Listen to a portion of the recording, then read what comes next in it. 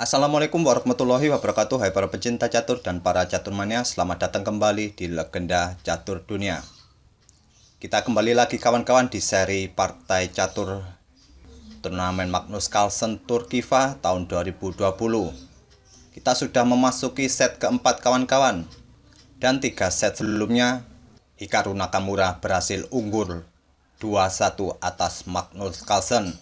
Di video kali ini saya akan berikan game yang ketiga dari 4 game yang dimainkan di set keempat ini kawan-kawan. Kali ini Magnus Carlsen memegang putih, Nakamura memegang hitam. Carlsen memulai dengan pion E4, dibalas Nakamura pion E5, kuda F3, kuda C6, gajah C4.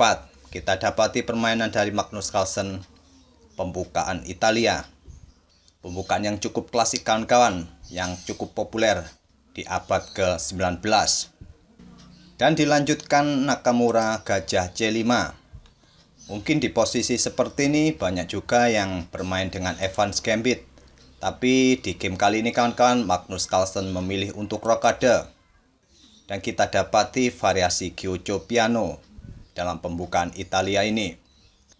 Lanjutkan Nakamura kuda F6, pion D3, pion D6, pion C3, pion H6, beteng ke E1, dan Nakamura pun rokade. Lanjutkan Magnus Carlsen kuda B ke D2, pion A5. Langkah preventif dari Nakamura untuk mencegah putih memainkan pion B4. Dan langkah ini juga memberikan petak bagi gajah apabila kuda putih melompat ke petak B3 mengancam gajah hitam. Carlsen pun melanjutkan pergerakan kudanya ke F1, bersiap melompat kembali ke petak G3. Gajah E6, lanjut Nakamura menantang gajah putih. Magnus Carlsen menolaknya. Nakamura pun melanjutkan kuda ke E7. Pion D4 oleh Magnus Carlsen memulai inisiatifnya untuk bertarung di petak pusat. Pion pukul pion, dipukul balik dengan pion, gajah mundur ke B6. Magnus Carlsen melanjutkan kuda ke G3, pion D5, menantang pion pusat putih. Magnus Carlsen menolaknya, mendorong pion ke E5, mengancam kuda ke E4. Mungkin langkah yang cukup normal atau yang cukup biasa di posisi seperti ini bagi putih adalah kuda pukul kuda. Setelah pion pukul kuda, putih bisa mendapatkan pion. Tapi di posisi seperti ini, Magnus Carlsen memilih mengimprovisasi gajahnya ke D3. Nakamura pukul kuda putih, pion pukul kuda. Sekarang struktur pion putih di sayap raja sudah rusak kawan-kawan. Mungkin inilah maksud dari Nakamura untuk beradu kuda. Lanjutkan Nakamura pion A4. Kembali Nakamura mencoba membuat titik lemah, kali ini di sayap menteri, yang bersiap juga ke depannya tetap mendorong pion ke petak A3. Carlsen meresponnya dengan gajah ke C2, mengincar pion A4, pion pun didorong ke A3. Pion pukul pion, sekarang struktur pion putih kembali rusak di sayap menteri dengan bertumpuknya 2 pion di lajur A. Nakamura melanjutkan gajah ke G4, mengepin kuda. Pion A4, menteri hitam ke D7, gajah ke A3, mengincar kuda hitam E7. Nakamura menggeser beteng ke E8, gajah pukul kuda, dipukul Nakamura dengan menteri. Carlsen melanjutkan menteri ke D3, mengincar petak H7, diblok dengan pion G6, dan Carlsen melanjutkan kuda ke H4. Sekarang kita sudah berada di langkah ke-23 kawan-kawan. Menurut kawan-kawan semua, posisi manakah yang lebih baik? Posisi Nakamura kah atau Magnus Carlsen? Kalau dilihat dari posisi bidak-bidak kedua pemain, tentu posisi Magnus Carlsen lah yang unggul di langkah ke-23 ini. Karena di posisi seperti ini, putih sedang mengincar pion G6 dengan kuda dan dengan 2 perwiranya di diagonal petak terang. Akan tetapi kawan-kawan, di Di posisi seperti ini, Nakamura tidak memperbaiki pertahanannya di sayap raja. Entah tidak menyadari ancaman dari putih atau mempunyai rencana lain, Nakamura menggeser menterinya ke B4, mengincar pion D4. Tentu saja kelengahan Nakamura ini dimanfaatkan oleh Magnus Carlsen, kuda pukul pion. Di sini Nakamura tidak pukul kuda dengan pion. Apabila Nakamura pukul kuda dengan pion, selanjutnya putih pasti akan pukul pion dengan menteri skak setelah raja ke F8, menteri pukul pion skak, raja ke E7, menteri ke H4 skak, raja ke D7, dan gajah pun akan jatuh. Oleh karena itu, setelah kuda pukul pion G6, Nakamura pukul pion D4, menantang putih untuk bertukar menteri. Tantangan ditolak Carlsen, melanjutkan langkah kudanya ke E7 skak. Kembali, Nakamura tidak berani pukul kuda putih, menggeser rajanya ke F8. Kita coba lihat lagi kawan-kawan, apabila hitam pukul kuda dengan beteng, menteri ke H7 skak, raja ke F8, dan skak mat. Oleh karena itu, Nakamura kembali menggeser rajanya ke F8. Dan Magnus Carlsen pun kembali melangkahkan kudanya pukul pion D5. Kita sudah memasuki posisi yang cukup kritikal kawan-kawan di langkah ke-26 ini. Karena langkah selanjutnya sangat menentukan bagi posisi Nakamura selanjutnya.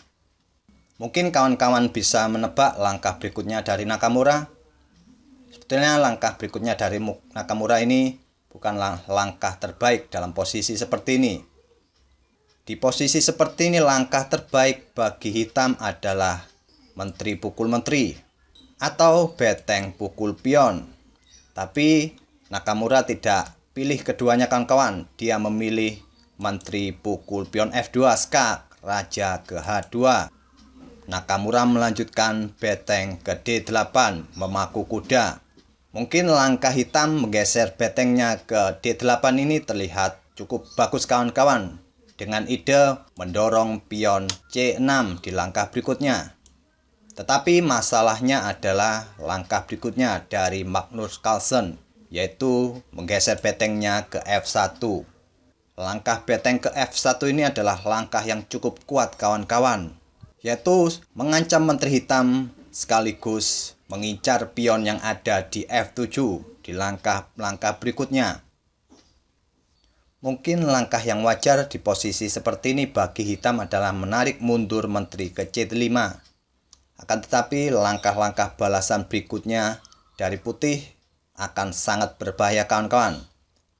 Coba kita lihat kelanjutan apabila hitam memilih variasi menteri ke C5 ini, yaitu putih akan pukul pion F7 skak, raja pukul beteng, menteri ke G6 skak, raja ke F8, menteri pukul pion skak, raja ke F7, beteng ke F1 skak, hanya bisa ditutup dengan menteri, beteng pukul menteri skak, gajah pukul beteng, gajah ke G6 skak, raja ke E6, kuda pukul pion skak, raja ke D7, kuda pukul beteng, beteng pukul kuda, gajah pukul beteng, raja pukul gajah, dan menteri ke G6 skak, raja ke D8, menteri pukul gajah.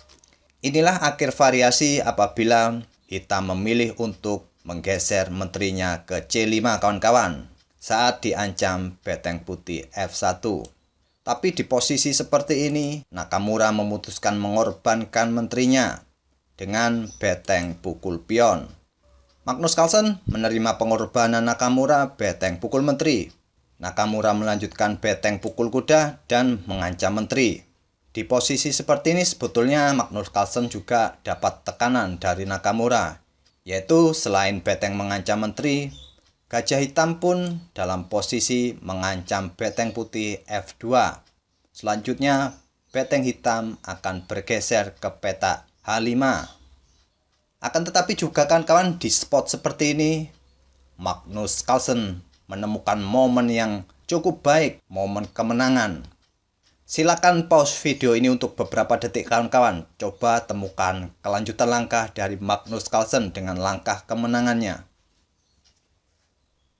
Apakah sudah ketemu kawan-kawan langkah kemenangan dari Magnus Carlsen? Langkah kemenangan dari Magnus Carlsen adalah beteng pukul pion F7 skak. Nakamura kembali tidak berani untuk pukul beteng. Dia hanya menggeser raja ke E8. Coba kita lihat apa jadinya jika raja pukul beteng. Putih akan melanjutkan beteng ke F1 skak, raja ke E8, menteri ke G6 skak, raja ke E7, beteng ke F7 skak, raja ke D8, menteri ke F6 skak, raja ke E8, dan beteng ke F8 skak, raja ke D7, dan skak mat. Oleh karena itu, Nakamura menggeser raja ke E8. Dan di posisi seperti ini kawan-kawan, ancaman skak mat dari Nakamura tetap berlanjut. Karena diagonal peta gelap B6 G1 dikontrol oleh gajah hitam, kemudian hitam akan menggeser betengnya ke peta H5. Sekaligus posisi menteri putih terancam oleh beteng hitam di posisi seperti ini. Untuk mengatasi ancaman ini, Magnus Carlsen putuskan menteri pukul beteng. Beteng pukul menteri, gajah putih ke G6 melindungi beteng sekaligus mempersiapkan open serangan. Raja hitam ke D8 menghindari open serangan dari putih. Beteng ke E1, pion C6, beteng pukul pion, gajah ke C7, beteng ke E8 skak, raja ke D7, beteng ke H8. Bersiap skak raja di peta H7 di langkah berikutnya. Akan tetapi di langkah ke-36 ini setelah Magnus Carlsen menggeser betengnya ke H8, Hikaru Nakamura menyerah. Tentu saja ancamannya jelas kawan-kawan, setelah beteng ke peta H8, gajah hitam pun akan jatuh. Walaupun beteng hitam bergeser ke E5 untuk menutup skak dari beteng putih tetap akan ke H7 skak, ditutup dengan beteng, beteng pukul beteng, raja pukul beteng, beteng pukul gajah. Oleh karena itu, setelah Magnus Carlsen menggeser betengnya ke H8, Nakamura pun menyerah. Coba kita mundur ke langkah 26 kawan-kawan. Inilah yang saya sebut tadi sebagai momen kritikal di permainan kali ini. Yaitu setelah Magnus Carlsen pukul pion D5 dengan kuda, di sini Nakamura memutuskan menteri pukul pion F2. Langkah terbaik yang saya sebutkan tadi adalah menteri pukul menteri atau beteng pukul pion.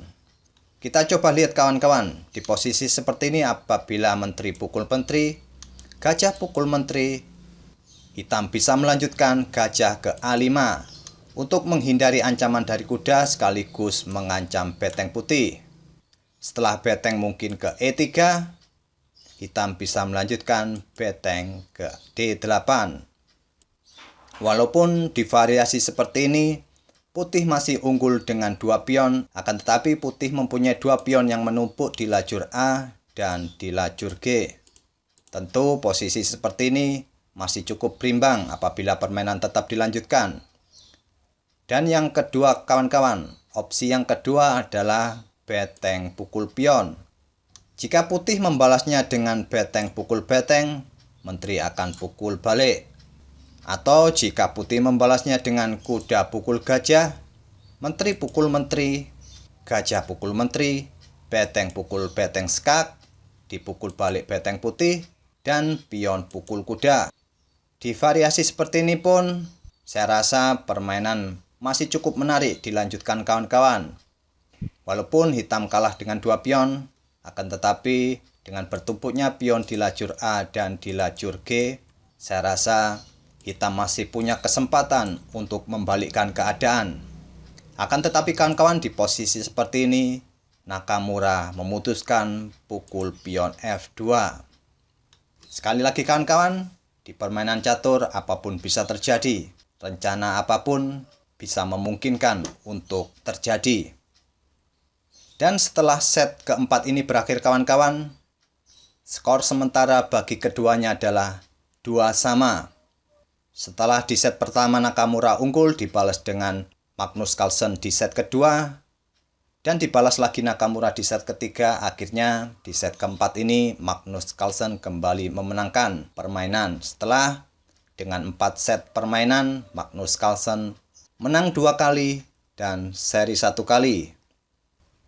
Oke kawan-kawan, itulah sedikit ulasan dari permainan Magnus Carlsen melawan Hikaru Nakamura di set keempat game yang ketiga ini. Terima kasih telah menonton. Sampai bertemu di video berikutnya. Wassalamualaikum warahmatullahi wabarakatuh.